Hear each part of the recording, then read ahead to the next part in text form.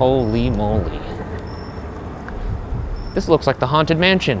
This is a sweet-ass house. Wouldn't mind shacking up in here. No, this is the nicest house I've ever seen. That being said, it is horrifying. Should I knock? Do three knocks. Mock the Holy Trinity. Hello?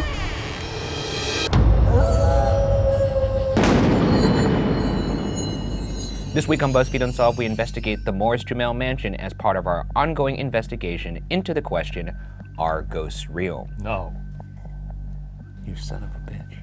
The oldest standing home in Manhattan played host to everyone from George Washington to Alexander Hamilton, and once was even the private residence of former Vice President and infamous dueler Aaron Burr, an occupant who some say may have never left. Scary. He's a ghost now. Yes, we got that. It's nice to go to a nice metropolitan location, rub elbows with them city folk. We got some famous ghosts here. We got, like I said, George Washington, Alexander Hamilton, Aaron Burr. Yeah. Burr in particular. What would you say to that guy if given the chance, and you will have the chance? I guess I'd be kind of curious to know what they think of like the Beatles or something. Like, did you see Jurassic Park? Can you venture over to a movie theater?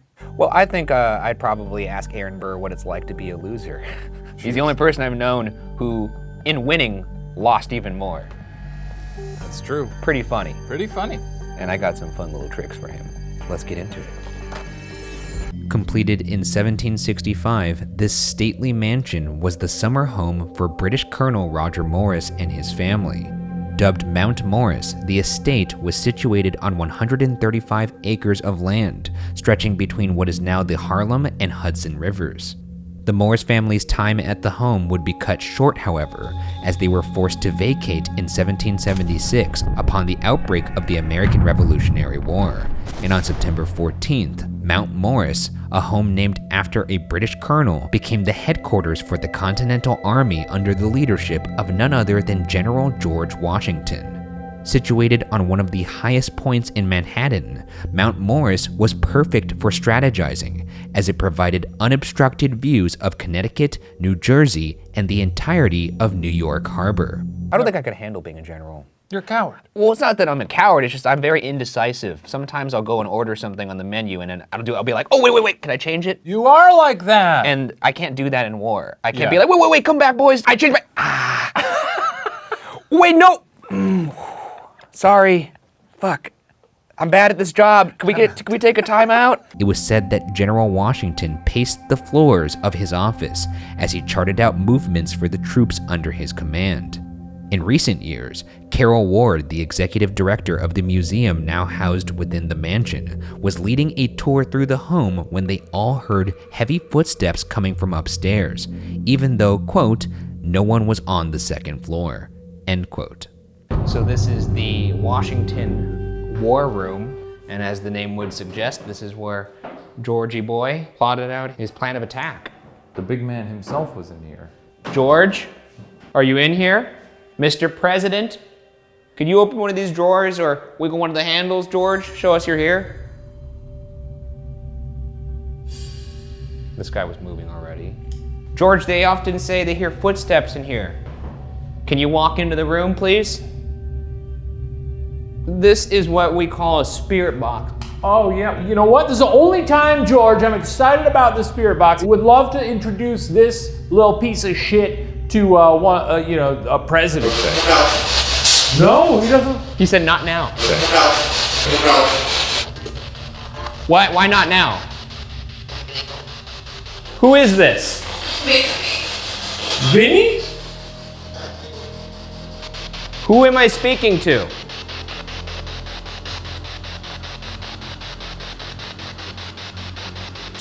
Are you gone now?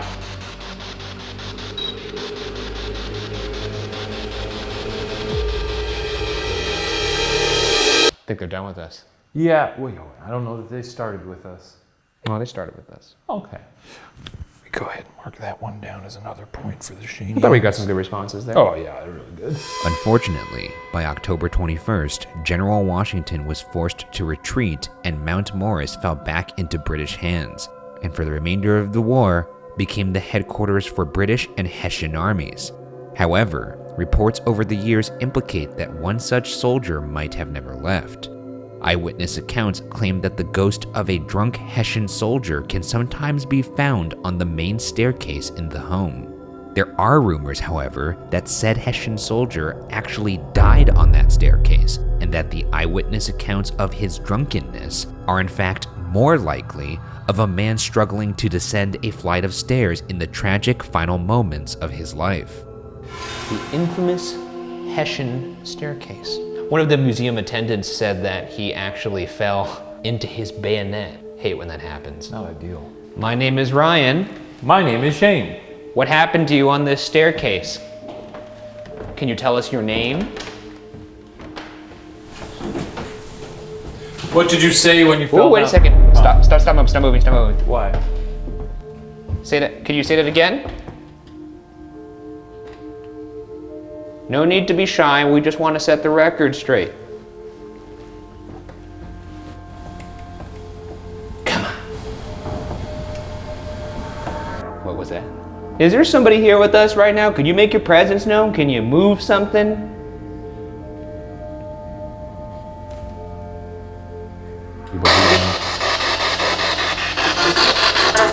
What's your name on this staircase? What?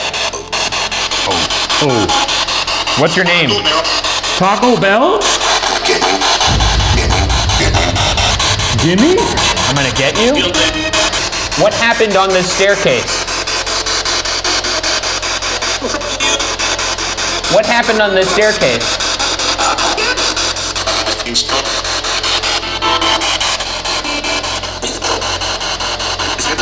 Were you drunk? Execute. Is there anybody even here with me right now? I am. I know that.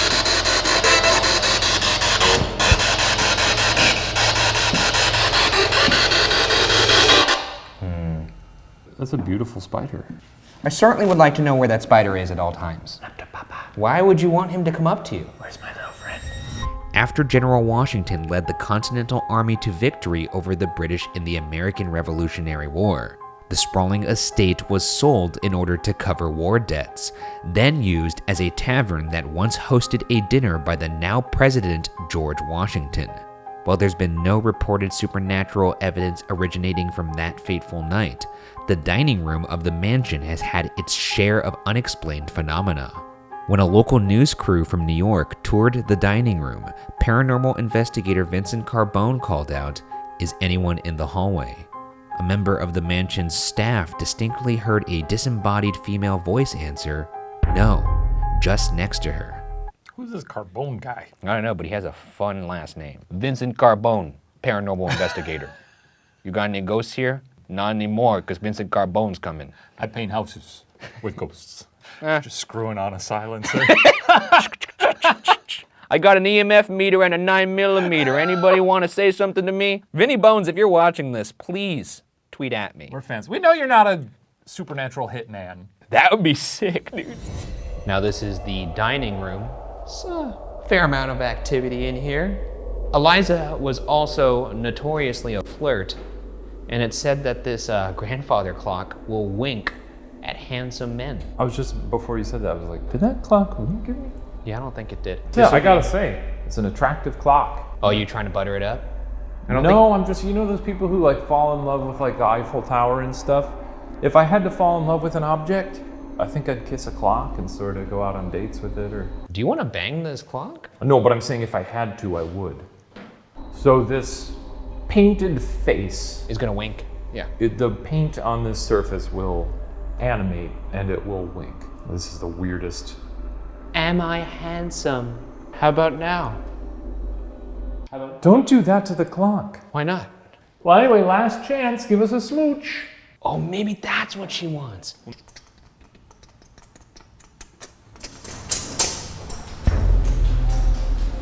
I heard footsteps. Anybody here with us? Perhaps George Washington or some soldiers? If there's anybody here with us, can you make your presence known? Can you say our names back to us, Ryan or Shane? Can you move something?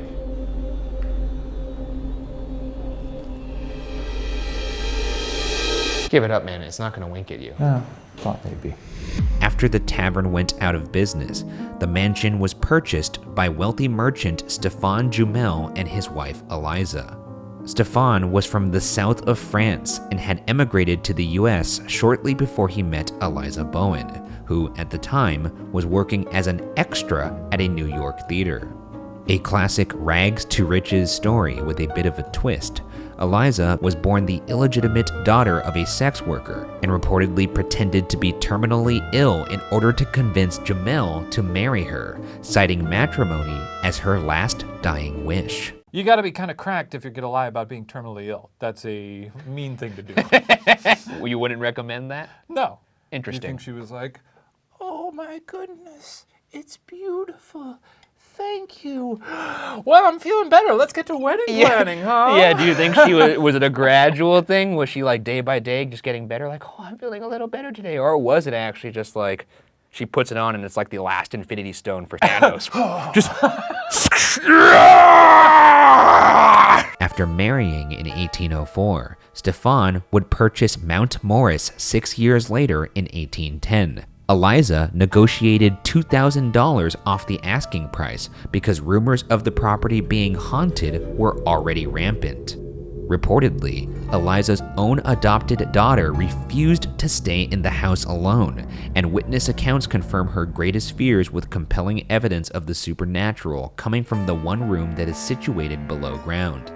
Located in the basement lies what was once the Morris-Jumel mansion's kitchen. Visitors have reported witnessing swaying pots in a fireplace that's been sealed for years, hearing disembodied voices and unexplainable sounds as something or someone moves through the room unseen. It's a little dank down here. Oh, that's dank, man. Now, this place has said to be more active as of late. Is there anybody down here with us?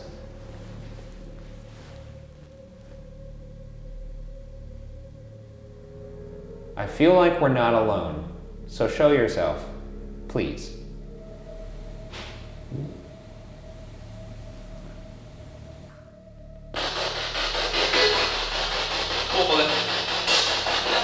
Bullet.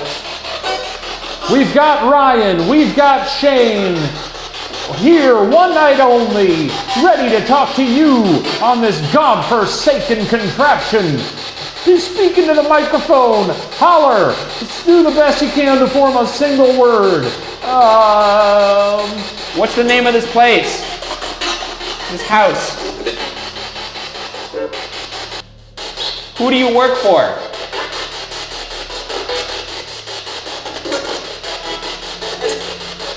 Who do you work for? Christoph? What's your name?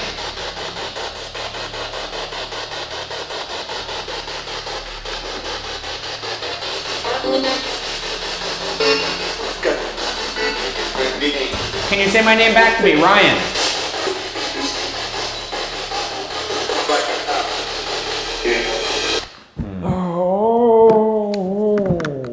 Jesus. You're in bad shape, buddy. Every time you play it, I think it drains life out of my body. As for who the ghosts are that reside within this haunted mansion, that is still up for debate. But the answer may lie in an event that took place almost 60 years ago in front of a group of school children. In 1964, a school teacher brought their students up to Mount Morris for a field trip. The mansion's curator was running late, so the school teacher let the children play on the front lawn until they arrived. As the children played, an old woman wearing a violet dress walked out onto the second floor balcony, looked down at the children, and said, quote, "My husband is very ill. You have to keep quiet," end quote. The children obliged, and when the curator finally showed up, they told her what had happened, thinking the old woman in the violet dress was a reenactor from the time period and part of the tour. The school teacher, having seen the old woman as well, backed up the children's version of events. Confused, the curator told the group that the house was empty and padlocked, and that no such woman existed. but as the group climbed the large winding staircase just inside the mansion, they passed a large portrait hanging on the wall. Pointing to the woman in the painting, the children said, quote, "That's her, that's her." Stunned, the curator explained that that's impossible, as the woman in the painting was Eliza Jumel, and she had died over 100 years ago. That's a ghost. That's a pretty good tale right there. The other thing would be cool is if we saw the painting and we were like, yo, that's that lady. And then I was like, well, what? Let's look around. So then we look back at the painting and she's gone. Oh, like she hopped out of the frame? Where'd she go? And then from behind us we go, hey boys. And we turn around and go, huh? And she's like, and then she flies away. Audrey Braver, the Morris-Jumel home's museum director in the early 1980s, reported that it is unlikely such an event occurred, chalking it up to a planned hoax or performance at the time. However, she was unable to provide proof of such a hoax, and despite her ongoing denial of all things supernatural, Braver did admit that on occasion even she had odd interactions with young child visitors. In her own words, quote, "They'll refuse to walk down the hallway.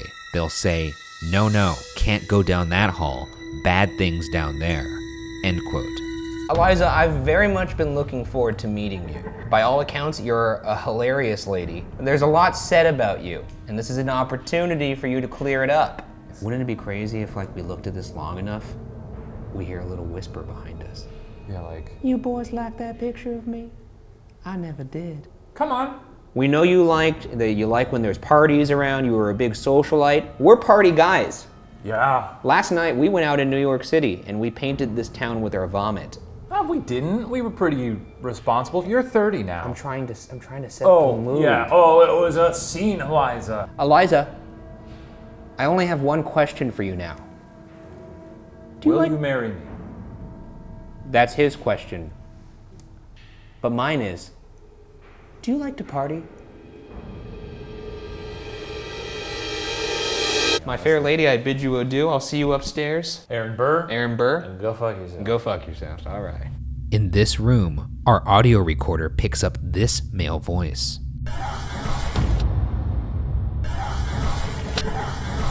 Is this the voice of Vice President Aaron Burr? For Eliza Jumel, things would take a turn in 1832 when Stefan reportedly fell off a carriage and landed on a pitchfork. Miraculously, he survived the fall and was taken home, but tragically died later that night. Upon his death, rumors swirled that Eliza had removed his bandages and let him bleed out. But the gossip surrounding her involvement in Stefan's death was based more on her outcast status rather than actual facts. Some also believed the pitchfork story was rumored as well, and that Stefan likely just died from an illness such as pneumonia. I mean, probably a good thing that pitchforks have largely gone out of fashion because Exactly. people had to be using those things left and right to murder, right? Well, this guy got killed like he was one of the victims in a Halloween film. I know, Like he got just- murdered by Michael Myers. You really gotta wind up on those things, huh? Because it's really like a, Yeah, he's like a teen banging on a haystack. he knocked my damn hat off. I was murdering so hard. That's why Michael Myers doesn't wear a hat. That's right. That's why Michael Myers doesn't wear one of these hats. I bet you he was in the mirror when he was trying things on, like the mask, and he was like, Is this scary? Beep boop boop beep boop boop. and then he started doing his like, no, it gets in the way. Thinking they could get the truth from the man himself, a psychic visited the home years later and claimed to have summoned the spirit of Stefan Jumel. They reported that Stefan told them he'd been murdered by his wife and buried alive. This claim was challenged in 1965 when world-famous ghost hunter Hans Holzer held his own seance at the mansion and said that when he made contact with Stefan, all the spirit did was complain about his wife. Wanting answers, the staff at the mansion decided to hold their own seance in Eliza Jumel's bedroom, and even allowed a local radio station to broadcast it. But, quote, they got such foul language that it had to be cut off the air, end quote. What are we doing here? Is this a seance? I'm staring at these olives. We're doing a classic seance here. We're gonna try and set the record straight, and let's just get into it. Right now, my name is, Hey, by the way, I set up the flashlight for you. You have a mag light here. I know you like that. I do like that. We're reaching out right now to Eliza Jumel. We're sitting in your bedroom, and we'd like to communicate with you. That was Shane whispering. I didn't whisper. Yeah, you did. Come on. Unbeknownst to us, our audio recorder did in fact pick up this chilling whisper moments before. Eliza, we really just want to set the record straight here. There's a lot of misinformation out there. Some people think you murdered your husband. If you murdered your husband, turn the light off. And I'm gonna need to see some intelligent responses for me to think that's actually you communicating with us.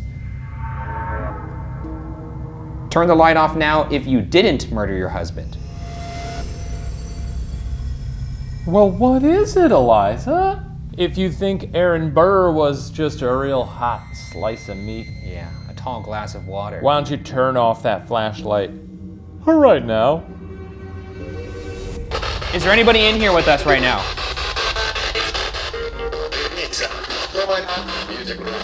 Can you say your name?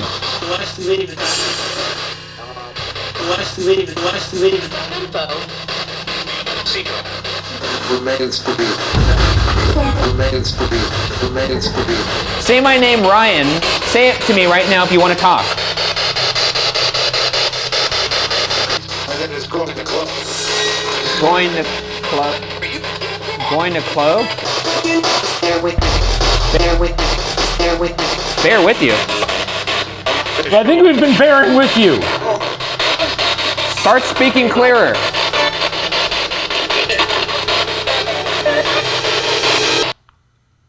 You seem like you're very frustrated right now. I just really want to eat some olives.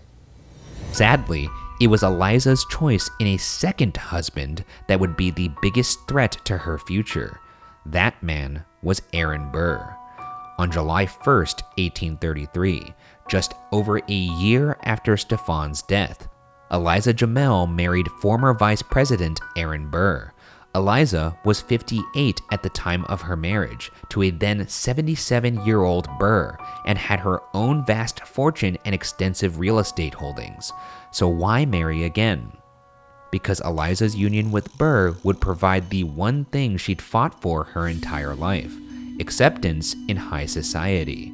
Despite his checkered past, Aaron Burr moved in the most elite circles of New York society, and by marrying him, she would finally be accepted and even began introducing herself as the, quote, Vice Queen of the United States, end quote. That's cringy as hell, lady.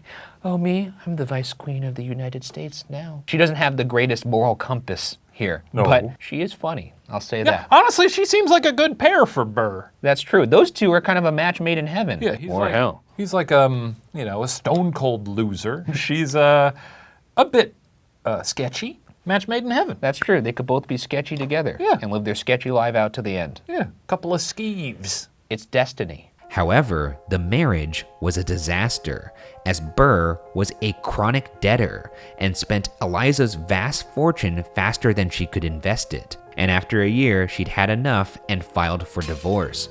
But the only reason one could divorce in 1834 was by proving that your partner had been unfaithful. So, she arranged for a servant to testify that they'd seen Burr, quote, disporting himself with a lover, end quote. Eliza also hired the one attorney who would be most effective against this particular opponent, none other than Alexander Hamilton Jr. Hey, remember that guy you shot unfairly and then it ruined your life? I'm gonna bring in his son and he's gonna do the divorce. Yeah, she's a twisted lady. Very funny. Yeah. Very, very funny. I do like that she married him to get ahead in life, and then he just spent all her money. That is very funny. I admire that. Never one to step down from a duel, Burr fired back, saying that Eliza had been unfaithful to him with 8 men. Eliza's claims were more believable, and on September 14th, 1836, the divorce finally went through. The same day, Aaron Burr died. This guy, Rough Tuesday. this guy just keeps getting wrecked over and over and over again. I've never seen a man lose so many battles in a row. It's kind of crazy. As he lay dying, a clergyman reportedly asked the former vice president about his thoughts on the afterlife. Forever the politician, Burr simply answered, quote, "On that subject, I am coy," end quote. Indeed he is, as it's still unclear where exactly Aaron Burr is currently spending his afterlife. Paranormal investigator Vincent Carbone says there is plenty of supernatural activity in Burr's former bedroom at the Morris-Jumel mansion that could prove the former vice president is still very much in residence. Well, we've arrived at Aaron Burr's room, America's notorious loser. By the way, this is one of the only known busts of Aaron Burr. Hello, sir. All right, Mr. Burr, Mr. Vice President, as you probably get a stiffy when you hear that. Look at this. Did you see this little? I know we have things to do, but it's a little beetle. That's neat. I gotta get one of those for my home.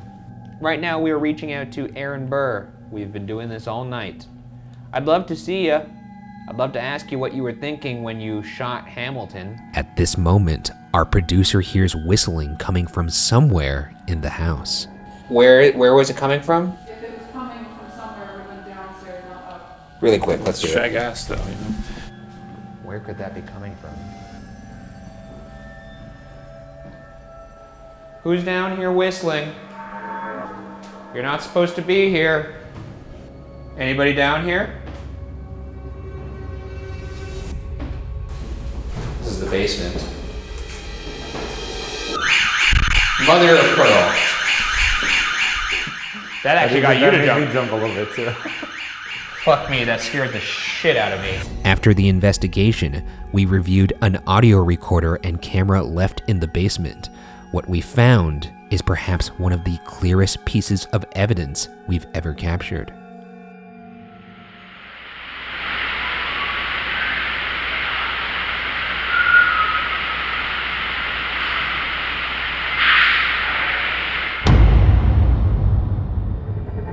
Also found in our evidence review was more whistling coming from other parts of the house, specifically in the very room we returned to, Aaron Burr's bedroom.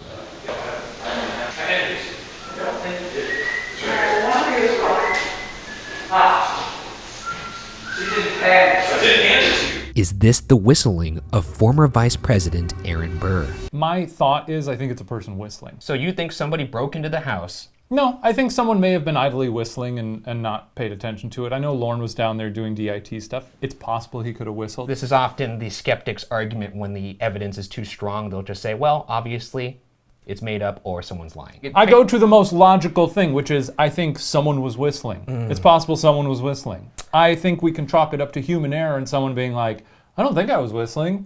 No, I wasn't whistling. Or there could have been someone outside. We had cars going by. I heard the radio a few times from outside. This happens too. Yeah, but would that Whistles carry is the thing. This happened throughout the entire shoot. This is only two of the clips. Maybe someone was going on a walk outside, past the block a couple You're times. right. Someone went on a 5-hour walk, did a circle around the Morris-Jumel mansion. I've whistled before without even thinking about it. So I'm going to assume someone whistled. So, official explanation, just so I can make that clear after all the bullshit. Someone was whistling. Someone whistled. We said, hey, is that you whistling? They said, no. Well, if that was by accident, please don't whistle anymore. And they went, got it. It's possible. What time is it? Oh, 11 p.m.? Let's keep going till 12 a.m. You know what? Why don't I keep whistling till 2 o'clock in the morning because I love whistling and claiming I'm not whistling. Right. Well, I think you've dug yourself enough of a hole there. I don't think it's ghost. Aaron Burr, do you regret shooting Alexander Hamilton? If you need a refresher... I don't think he does. Did he regret it? I don't think he did. That's him right there. His name is on our money because he's a very, very famous and successful and decorated man. Where's your dollar bill? They actually made a play about this man. It's called Hamilton. I don't want to spoil it for you, but you don't have the greatest part in this play. Do you think you have an unfair reputation, Mr. Burr? Vice President Burr. Can you say my name back to me? That's Ryan. To let me know you want to communicate. Are you happy with your life, Aaron? You're gonna have to... Virgin. Virgin? Virgin. He said it. Let me see that $10 bill. Is he like? Okay. It's funny. It's a funny bit. Classic bit, but it's not a bit. Okay, where are we headed? An audio recorder left in Aaron Burr's room picked up these voices.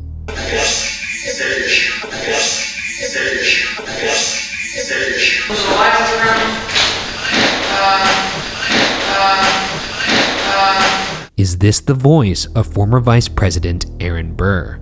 To find out, we'll investigate his room and the second floor individually. Get up there and find some ghosts. Okay, you just holler when it's time for me to come back down. Okay, it's time for another solo investigation. This is when I, the person who doesn't believe in ghosts, walk around a bunch of dark rooms and I say a bunch of dumb bullshit to fill the time. I just want to admire some of the finer pieces in here. Look at this, a little vanity. It's the same story every time we get up in the house. I feel very safe, and then I'm left to my own devices and I lose my mind. It's honestly hilariously clockwork-like at this point. I might be the only ghost hunter who doesn't want to see a ghost. Any ghosts around? Look at, holy shit. Look at this clock. Let's appreciate this. Is that a thing of beauty or what? I thought we'd already seen the 2 sexiest clocks in the house, but boy was I wrong. God damn. I'm sure the big guy's having a blast up there. Honestly, he's pretty tired right now. I bet you he's just laying down and sleeping.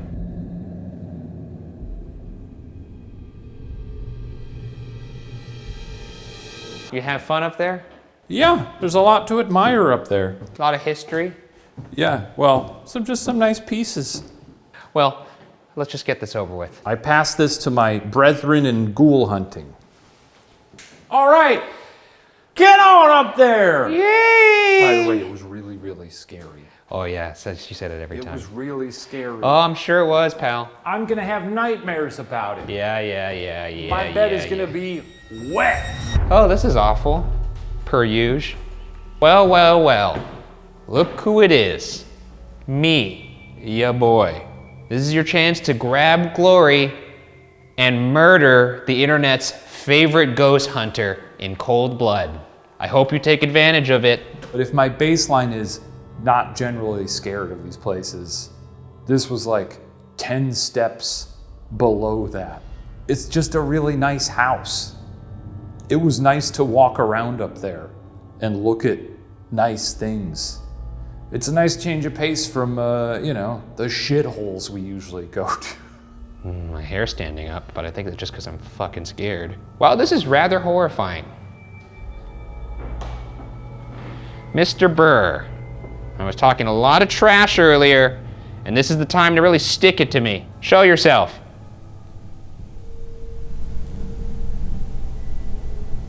All right, folks, you leave me no choice. My name is Ryan. Can you say Ryan back to me to show me you want to talk? Eliza, are you in here?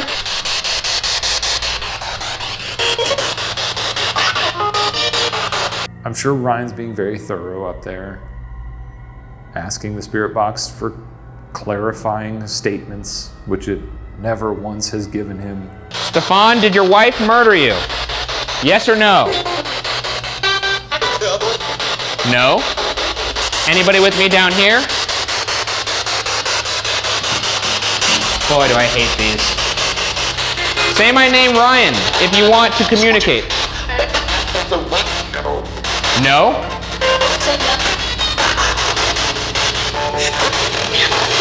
How was it up there? Real scary? I didn't enjoy it, but I never enjoy it, so. No. You know, when do I ever get what I want? Did you hear anything? Not really, to be honest. Oh. Let's walk on out of here. Let's get out of here. Yeah. I'd like to leave. Adios, Georgie, all the other dudes, and the lady and her kids. Au revoir, Stefan. Oh, wait. Apparently, if you don't say goodbye to Eliza, she will follow you home, so. Oh. Goodbye, Eliza. It's been nice. Thanks for having us over. Follow me on Instagram or something. It's a gorgeous house. Can't wait to see it never again. The impressive history of the Morris-Jumel mansion is undeniable, a living piece of American history that hosted a veritable who's who of our founding fathers, as well as the extraordinary self-made woman who owned the sprawling estate. But whether Eliza and Aaron Burr still roam these hallowed halls will remain unsolved.